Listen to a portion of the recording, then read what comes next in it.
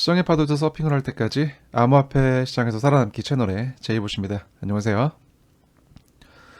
제가 어제 영상에서는 이제 두 가지만 기억하자 말씀을 드렸죠. 결국 일봉을 보면 이러한 구간에서 횡보를 하면서 돌파의 기준 그리고 이탈의 기준 이 두 가지만 놓고 기억하시고 시장을 접근하시면 되겠다 라고 말씀을 드렸고, 차트를 보니까 일봉 차트를 보니까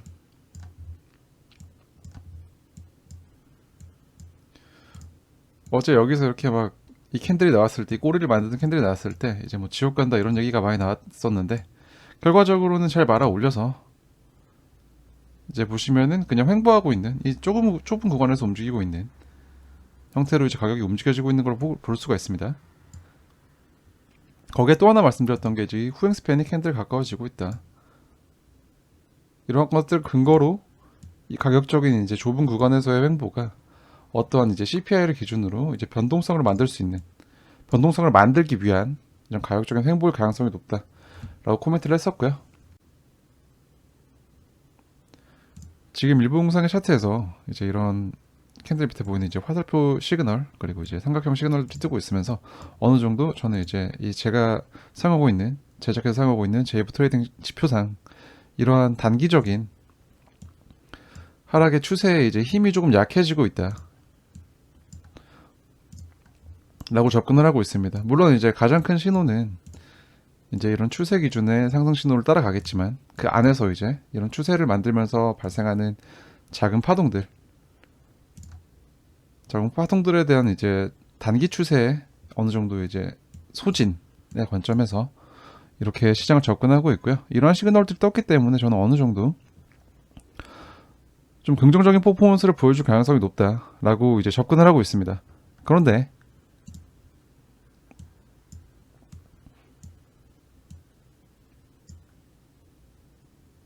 자, 조금 더 차트를 확대해서 4시간 봉 차트로 살펴볼게요.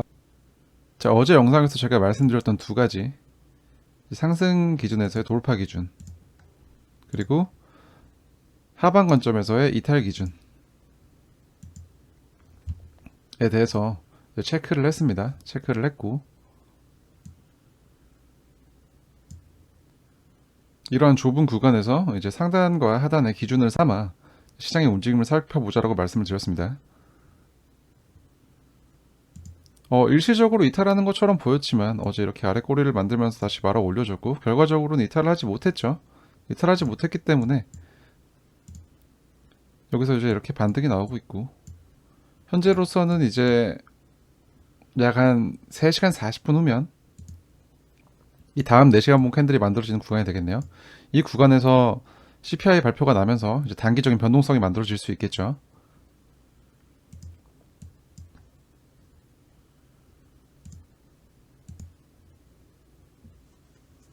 상승에 대한 기준은 이제 명확하게 여기를 잡아놨기 때문에 제가 이 구간에 대해 설명드렸던 거, 숏세력의 이제 방어선 구간,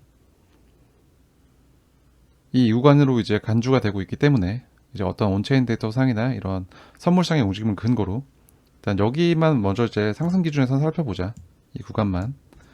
근데 우리가 지금 저희가 걱정하는 거는 이제 떨어지는 거잖아요. CPI 때 발표하고 하방으로 변동성이 나왔을 때 어떠한 대응을 해야 될 것인가를 되게 걱정하고 계신 건데, 쉽게 말해서 자, 이 구간을 이탈했을 때 어떠한 가격적인 움직임이 나올 것이냐를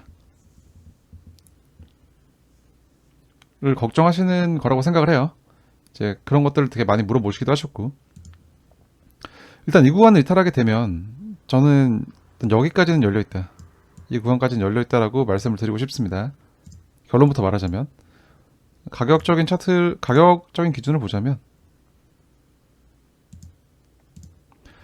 한 2390 정도가 되겠네요. 이제 표시를 해보니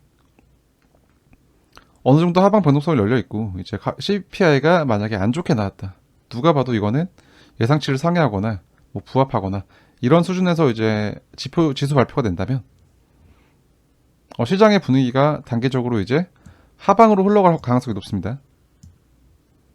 거기에 대한 기준으로 제가 이 선을 체크를 한 것이고, 하지만 거기서 떨어진다고 해서 지금까지 상승 추세가 끝났냐라고 물어본다면 저는 그건 아니라고 생각을 해요.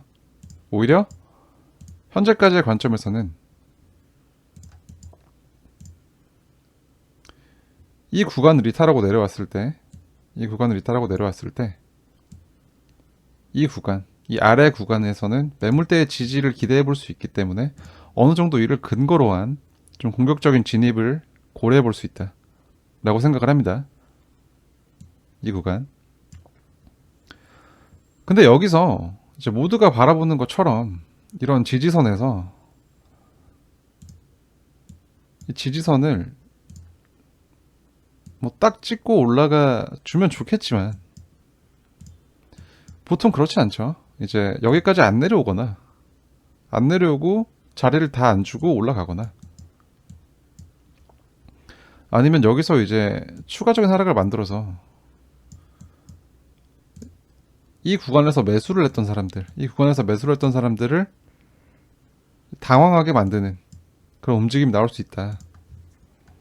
거기에 대한 기준으로 저는 이제 이 구간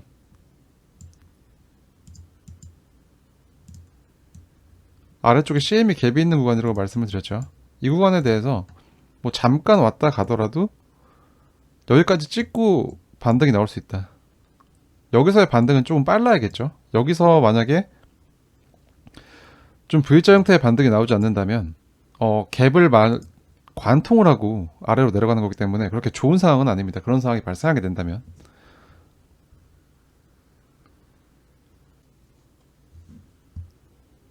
어느 정도 CPI 결과가 안 좋아서 하방 변동성이 나왔을 경우에 우리는 이제 이런 경우의 수들을 생각해 볼 수 있겠다 정도로 이제 정리를 하면 될 것 같습니다. 뭐 상승 관점에서는 일단 기본적으로 여기를 뚫는지를 먼저 봐야겠죠. 여기를 돌파하는 모습이 나오면 최소한 어제 영상에서 말씀드렸던 이 구간에 조금 더 아래에서는 지금 이제 보라색 선이 이 추세 신호가 나왔던 보라색 선이 위치하고 있는 구간까지는 어느 정도 상승 변동성을 기대해 볼 수 있다. 이 구간을 돌파할 경우 이렇게 해서 조금 간단하게 시장을 접근하면 어떨까 싶네요. 일단 여기 윗구간부터는 여기서부터는 이제 구름대가 이제 진행되고 있는 구간이기 때문에 구름대가 상단에 존재하고 있는 구간이기 때문에 이게 저항으로 기능을 할 것이고 이 구간에 일단 도달하는지를 먼저 체크를 하고 그 이후에 상승 관점에서는 분석을 하는 게 더 합리적일 거라고 생각이 듭니다.